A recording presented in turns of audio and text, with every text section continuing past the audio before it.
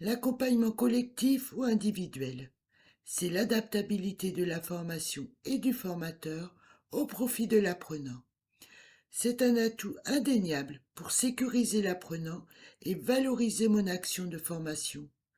Il me permet, en plus des apports théoriques de base, de suivre les apprenants collectivement ou bien individuellement, d'échanger sur ces actions, de les valider ou bien de les guider vers de meilleures alternatives. Il aide à accomplir le parcours de formation, vise à l'autonomie des personnes, à développer une nouvelle identité professionnelle et à se positionner. L'accompagnement, c'est se joindre à l'apprenant pour aller là où il va en même temps que lui.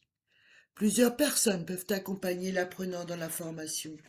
Elles peuvent être tuteurs, référents, administratifs, quel que soit leur statut dans la formation, ce sont des accompagnants.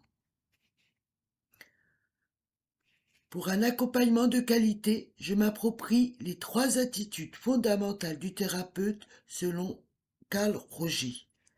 La congruence sera de mise, le fait de convenir, de m'ajuster.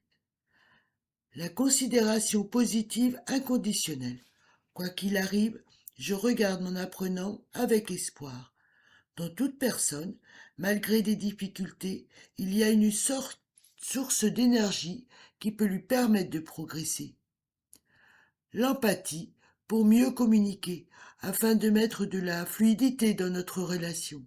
Elle va permettre d'établir un climat qui encourage l'apprenant à se confier davantage, d'introduire un peu plus d'authenticité dans nos relations professionnelles.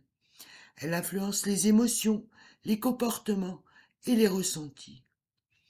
Pour exemple, dans cette atmosphère, je vais apporter un accompagnement collectif dans le cadre de la semaine d'intégration d'un parcours nommé DAC 2.0, dispositif en amont de qualification. Cette semaine d'intégration se décompose en 10 parties. Chaque demi-journée est programmée. Mes intentions sont de les sécuriser et de les rassurer, de les faire devenir acteurs de leur formation, de les valoriser et de les impliquer.